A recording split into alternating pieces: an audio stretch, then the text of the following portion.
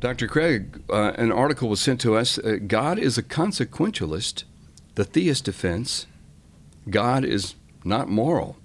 And this is from Jonathan M.S. Pierce, who addresses you in this particular essay. And he says that God is a consequentialist. And he'll be looking at a defense that you and others have used to get around this. I guess we need to define what we mean by consequentialism or a consequentialist right off the bat.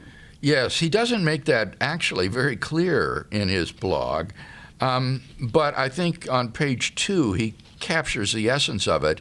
He says, according to consequentialism, the value of an event is not in the event itself, but derived from the consequences.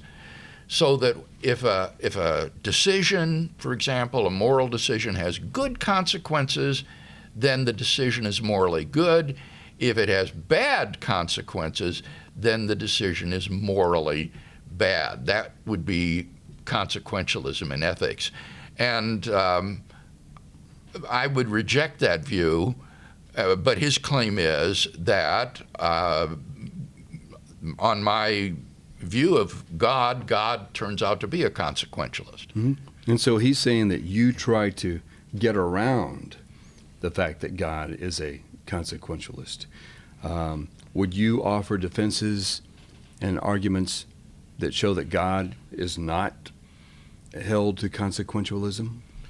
Yes, I would challenge any argument that Jonathan would like to put forward to prove that God is a consequentialist. I don't think that there are any good arguments to show that, or that I have affirmed that he is.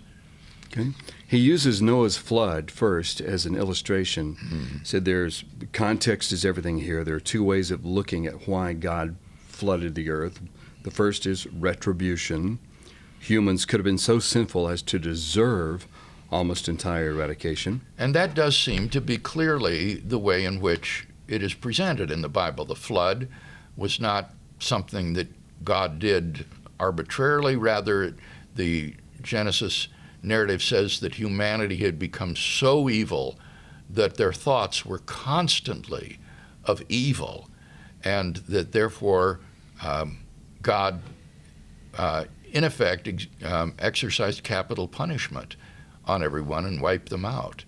So it was that they had done capital crimes and deserved to die. So it was retribution. It was retributive justice.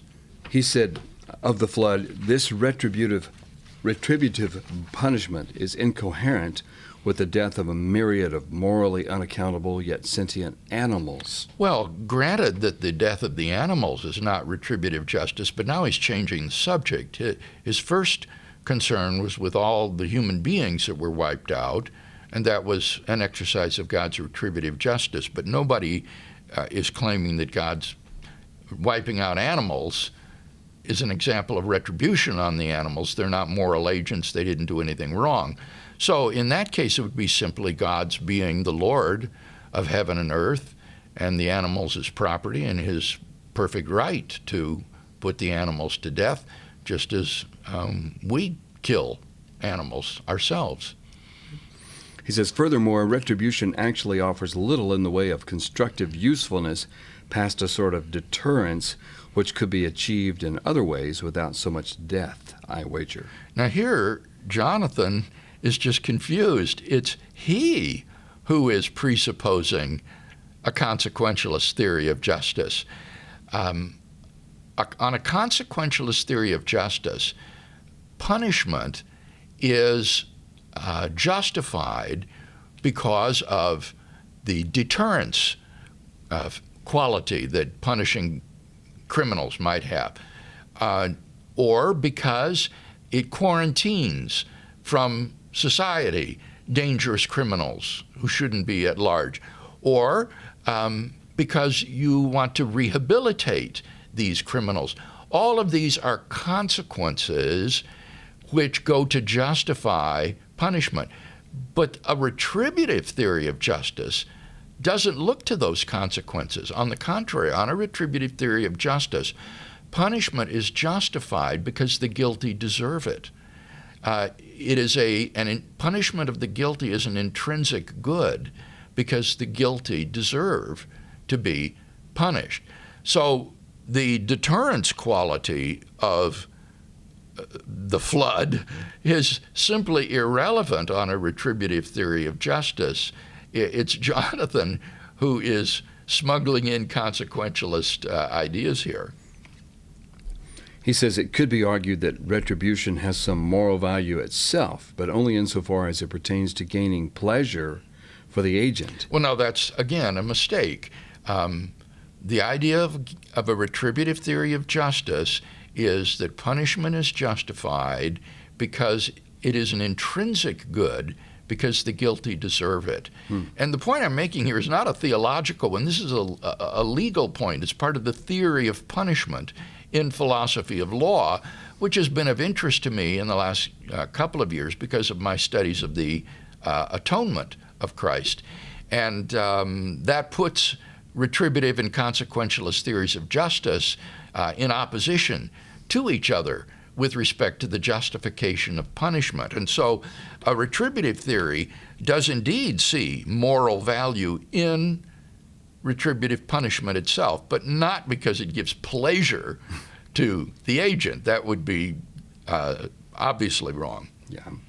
He says it would be easier to argue that catching the thief and putting him through successful rehabilitation would be a morally greater course of action than a retributive. Here again, you see, he's championing the consequentialist theory of justice, which aims at deterrence, sequestration, or rehabilitation.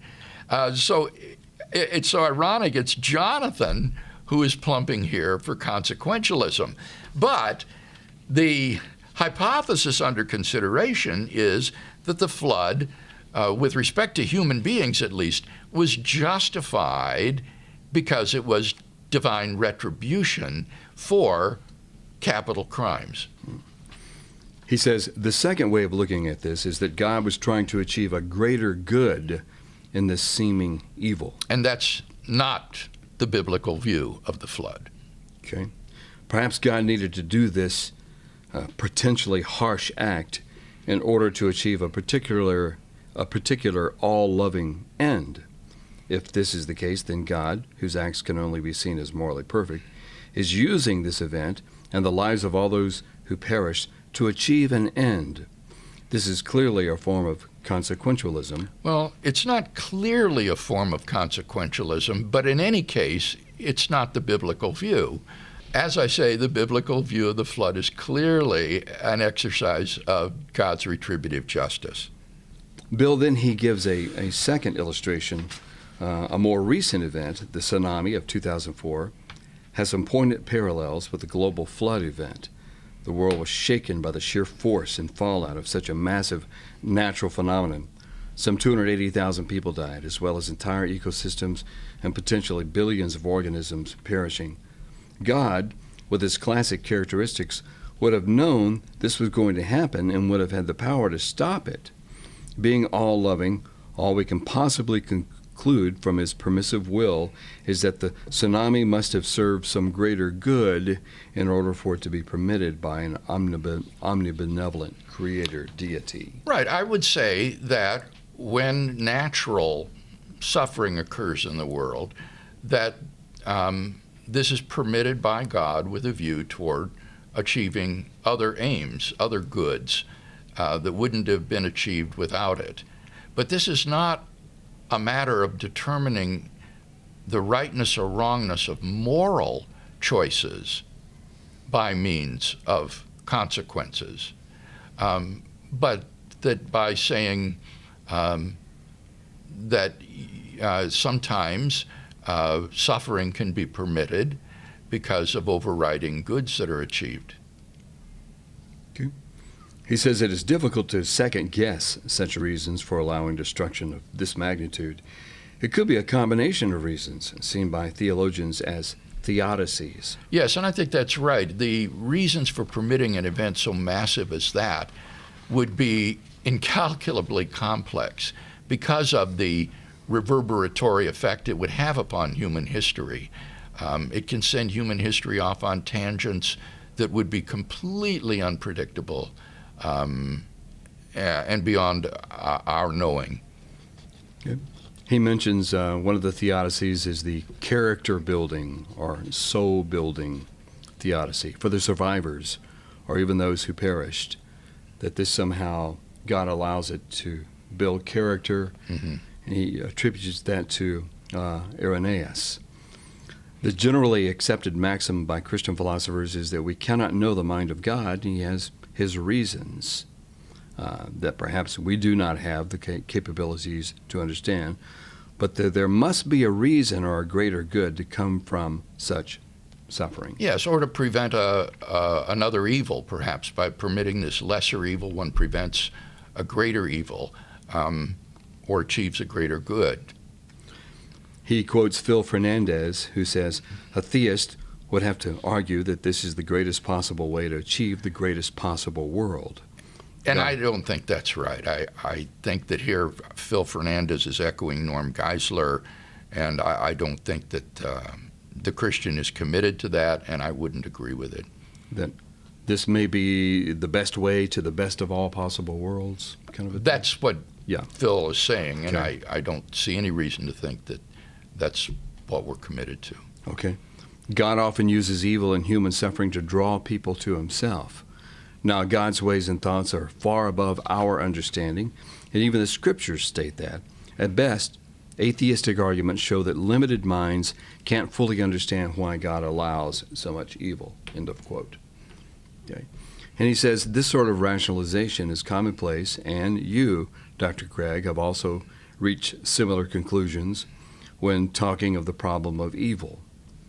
And then he quotes you here when you say, quoting, again, such an assumption is not necessarily true. Now, what assumption is he talking about here? It is that an omnibenevolent God would prefer a world without evil.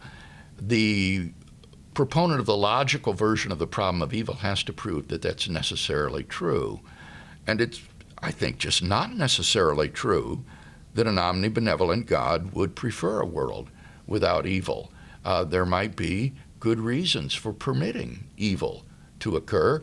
For example, freedom of the will that would allow persons to sin and rebel against God. That would be a morally sufficient reason.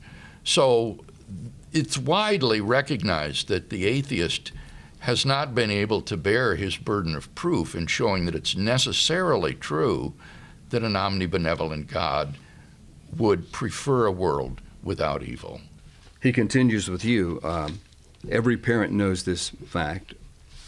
The fact is that in many cases we allow pain and suffering to occur in a person's life in order to bring about some greater good or because we have some sufficient reason for allowing it. Every parent knows this fact.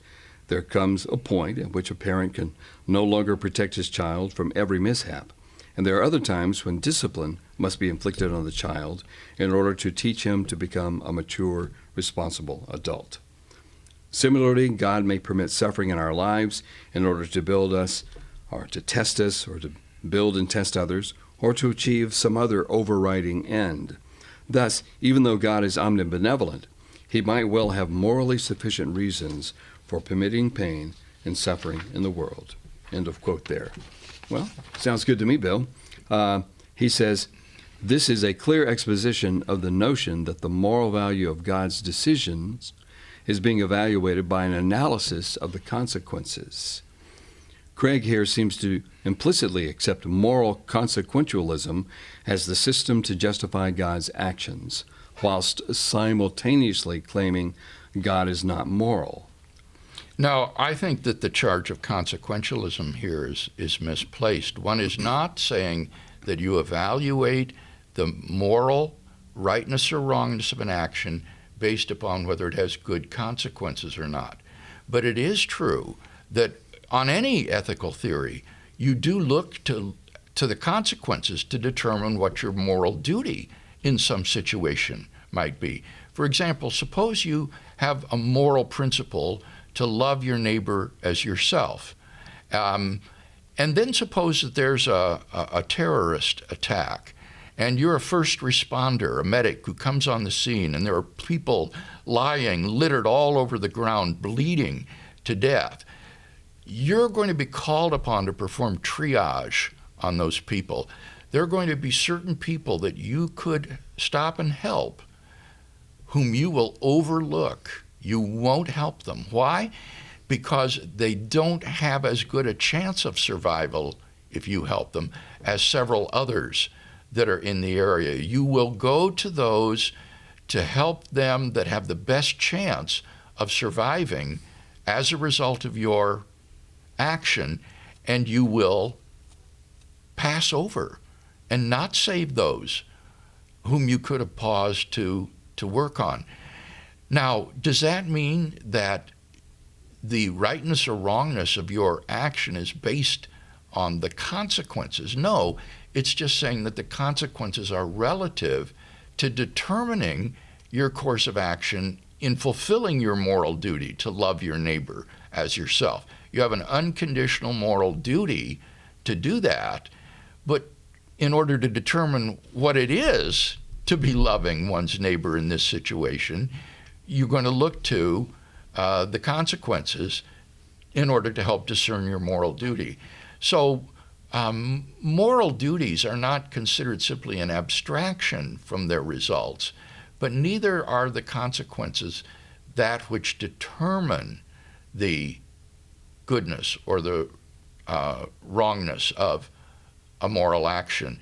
There could be a moral action, say the rape and murder of a little girl, that due to some quirk of history turns out to have wonderful consequences ultimately, but that wouldn't make it right or good. So I don't think anything I've said here is affirming that the worth or rightness or wrongness of a moral action is determined by its consequences. Yeah. Well, Bill, Jonathan has been reading your work and listening to your lectures and debates and so on, and is interacting with it here. Your final take on this article? Well, I think he needs to get clearer on retributive versus consequentialist theories of justice, first of all. And then I think he needs to get clearer on how even deontologists, that is to say non-consequentialists, nevertheless will take into account the results of one's choices in determining what one's moral duty is in a particular situation.